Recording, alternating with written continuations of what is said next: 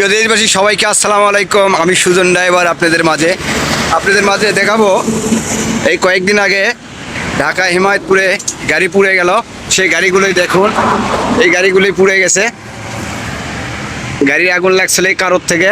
এই যে দেখুন কারটা, এটাই কার, তেলের গাড়ি একটা, দুইটা ট্রাক, এখানে চারটা গাড়ি আছে আর একটা গাড়ি নাই এখানে।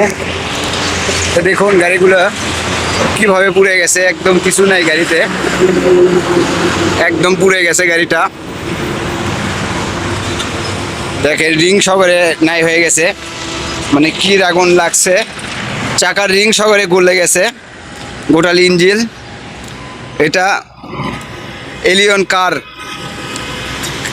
কার গাড়ি, দুইটা ট্রাক, একটা তেলের গাড়ি, এই চারটা গাড়ি এখানে পুড়ে গেছে। এটা হিমায়তপুর, এই সামনে ইউটার্ন হবে। তা আপনাদের মাঝে আমি এই গাড়িটা দেখাতে পারি না। এখানে চারটা গাড়ি দেখালাম আজকে আপনাদের আমি। দেখেন গাড়িগুলো একদম সব পুড়ে গেছে, পাঁচটা গাড়ি এখানে পুড়ে গেছিল। তা আমার গাড়ি থামে আমি আপনাদের জন্য ভিডিওটা করলাম।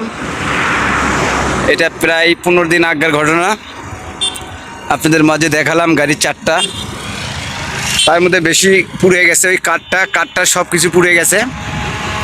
তাই এটা আমার গাড়ি, আমি এখন চলে যাব উত্তরবঙ্গে। সবাই ভালো থাকুন, সুস্থ থাকুন। আজকের ভিডিওটা এই পর্যন্তই। সবাইকে আসসালামু আলাইকুম।